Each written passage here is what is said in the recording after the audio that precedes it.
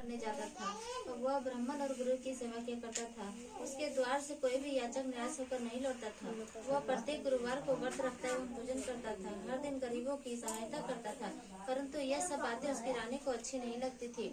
वह न व्रत करती और न किसी को भी एक पैसा दान में देती थी। वह राजा से भी ऐसा करने को मना किया करती थी।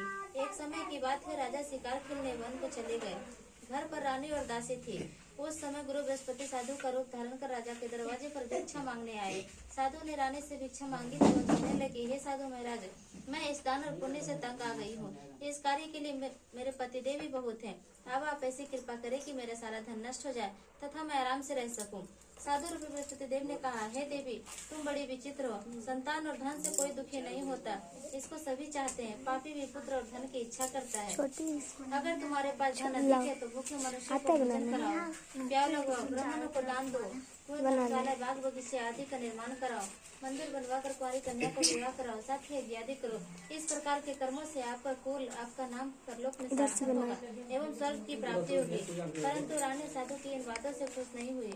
उसने कहा, हे साधु महाराज, मुझे ऐसे धन की कोई आवश्यकता नहीं जिसको मैं लोगों को दान दूं तथा जिसको रखने संभालने में मेरा सारा समय नष्ट हो जाए। साधु ने कहा, हे देवी, यदि तुम्हारी जैसा मैं तो वैसा ही करना। बृहस्पतिवार के दिन घर को गोबर से लीपना, अपने केसों को पीली मिट्टी से धोना, केसों को धोते समय स्नान करना, राजा से कहना हजामत करवाए, भोजन में मांस मदिरा खाना, कपड़ा धोबी के अनछुने देना। इस प्रकार 7 बृहस्पतिवार करने से तुम्हारा धन नष्ट हो जाएगा। यह कहकर साधु रूपी बृहस्पति देव अंतर्ध्यान हो गए। रानी ने साधु के कहने अनुसार 7 बृहस्पतिवार वैसा करने का विचार किया। साधु के बताए अनुसार कार्य करते हुए केवल 3 बृहस्पतिवार ही बीते थे कि उसकी समस्त धन संपत्ति नष्ट हो गई।